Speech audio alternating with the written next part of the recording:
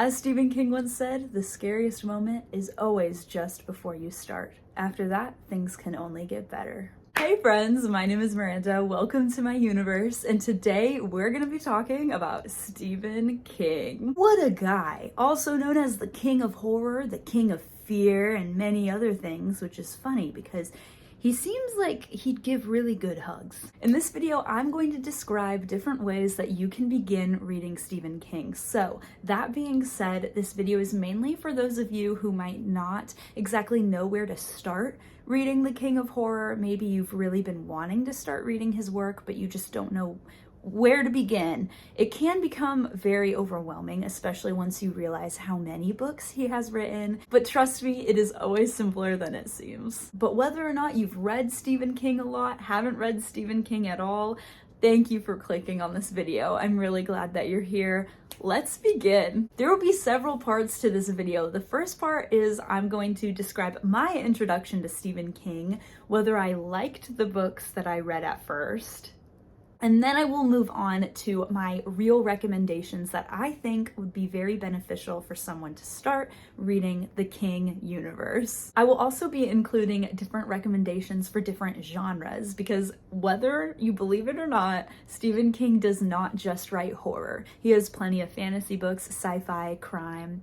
There's something for almost everybody. And then after my own personal recommendations, I will be actually sharing you some of my subscribers' recommendations. I'm very excited because I think sometimes it's really great to hear what other people have to say. Everybody has different experiences. Without further ado, let's get started. All of the timestamps will be down below, as well as all of the book reviews that I have up on my channel, or book discussions, different videos like that. If there is a book written by Stephen King that I have read, I most likely have a video of it. So I tagged all of those videos down below. So if any of these books tickle your fancy a little bit and you want to learn more, you can go ahead and do some more research. Let's begin with my journey with Stephen King. I actually used to swear to myself, this was like 5-6 years ago, that I would never pick up a Stephen King book ever.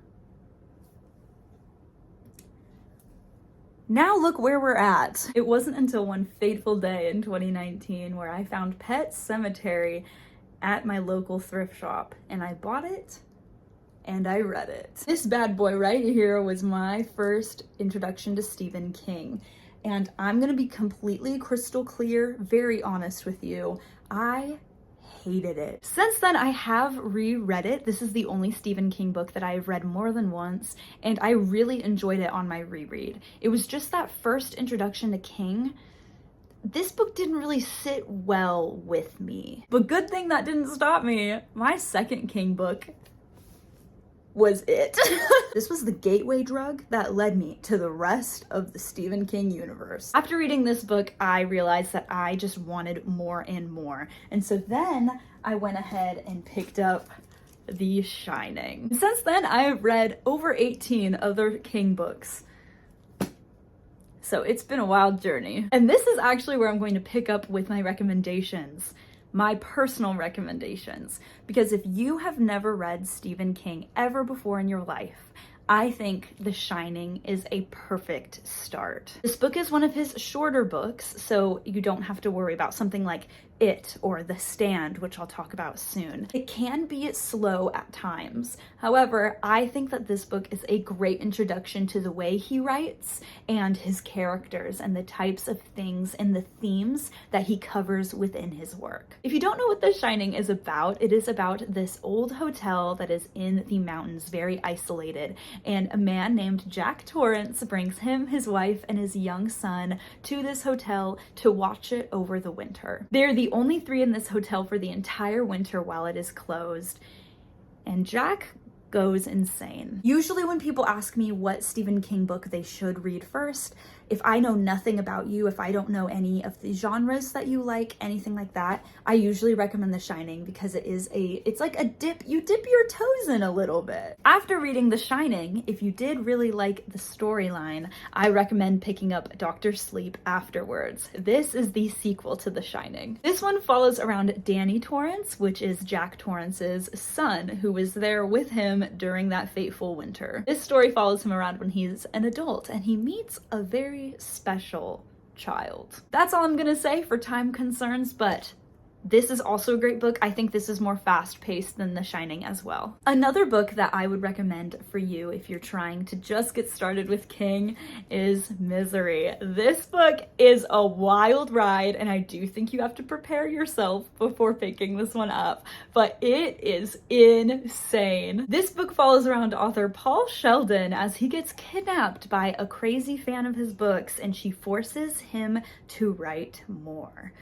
It gets very crazy, very gory, very fast. I really like this book because it is very short. I actually read this in under 24 hours, which was really crazy, and it was a journey. Now, if you're listening to this and you're thinking, Miranda, those books are so small. I want something humongous, something that will take me months to read.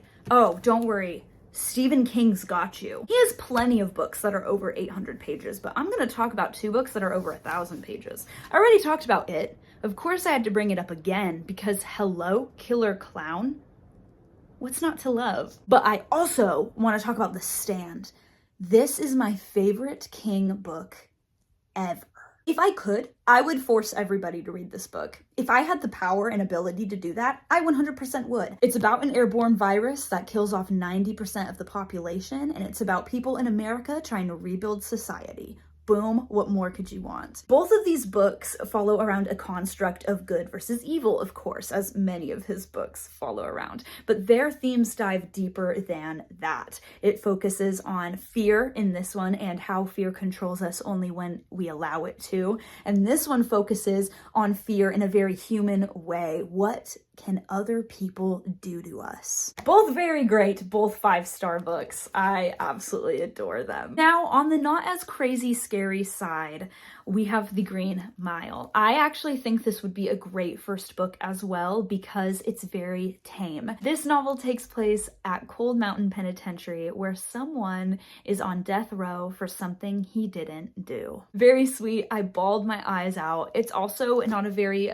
thick read as well, so maybe it'll take you a week or 2. This one also has a little bit of like a paranormal supernatural touch to it, just a little bit. Just a little bit. And if you like fantasy at all, I suggest reading Fairy Tale by Stephen King. This one follows around a young boy and his dog as they go into a portal to a different world. This world is full of fantastical creatures, lots of metaphors and symbols of other fairy tales that I have grown up listening to. It's great, very fun and lighthearted. All right, just 2 more and then I will get into what my subscribers recommend. We have Mr. Mercedes, which is actually the first in a trilogy by Stephen King, though I do think it is a fantastic standalone novel as well. And we have The Institute. Mr. Mercedes is about a crazed man who steals a car. What you know, it was a Mercedes, and he drives into a crowd of people, killing several of them. Nobody had caught him. Not yet, at least. And then The Institute is about children who have telekinetic abilities being kidnapped from their homes and taken to an underground facility where they're supposed to be trained. Wow, that was very hard to do while holding a book. Trained in their supernatural abilities, even though there are much darker secrets than that. These 2 are also not super thick as well. They are very fast-paced reads. I was sucked in the entire time. I really love the characters in these also. I'm sorry if I'm getting ahead of myself, but there are so many King books that I have read that I would recommend to anybody. Now, his stuff is very gory. He is very gruesome, as you probably know, but that is why I would suggest if you do not do very well with gore or fear or anything like that, stick to something like The Shining or The Green Mile, or even 11/22/63. This one is about a time traveler who goes to the JFK assassination and tries to stop it. This one is more time travel and romance oriented. So books like those would be a great start for people who just want to dip their toes in, don't really want to jump into the whole fear and horror realm of Stephen King. However, You never know until you try. All right, now let's get into what my subscribers recommend you. For privacy reasons, I will not be giving away their names, but I will just be discussing some of the books that I saw pop up in the discussion. A lot of Stephen King readers, aka constant readers, that is what King calls us, said that they would recommend reading in chronological order. That means you would start off with Carrie, then read Salem's Lot, and then read The Shining. As you can tell, Carrie is very, very short. This is one of his shortest books besides short stories that King has ever written, and it was his first published novel. So I do think that if you have no preference on genre, you kind of just want to jump in and see what Stephen King is all about, this is a great place to start. Carrie, Salem's Lot, and then The Shining. Girl who goes to prom gets bloodied up. Vampires in a small town. Man goes psycho in a mansion. Now this was bound to come up, and I'm really glad that it did because I have some explaining to do on my own, but a lot of people also recommend Pet Sematary as a first read. Like I said earlier, I hated this book the first time I read it. I only really enjoyed it the second time around, and I believe that it was after I had read about 10 or so other King books before I decided to give this a second try. It is so heavy. The topics that it discusses are very emotional. This follows around a family and their pet dies and they bury them in the pet cemetery.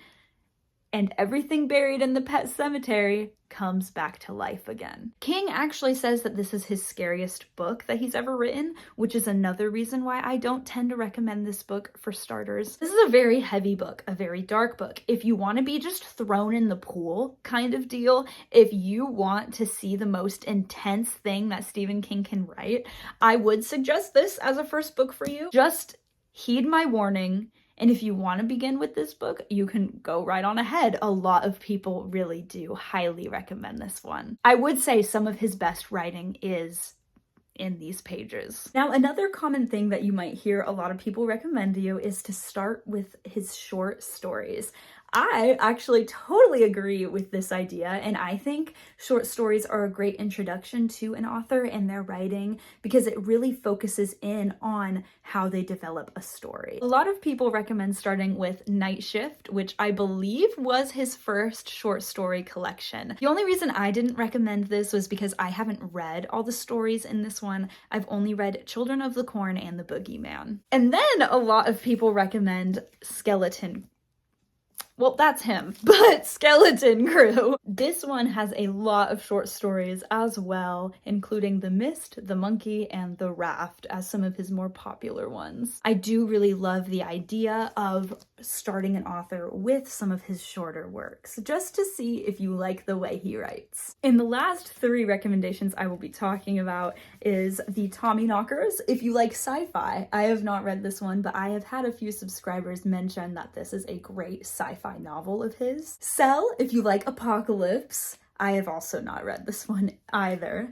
Or The Gunslinger, which is the first book in the Dark Tower series. Now, I have not read the Dark Tower. I don't know if I would recommend you starting with this series, but I have heard wonderful things about it. I do believe it's more fantasy and sci-fi.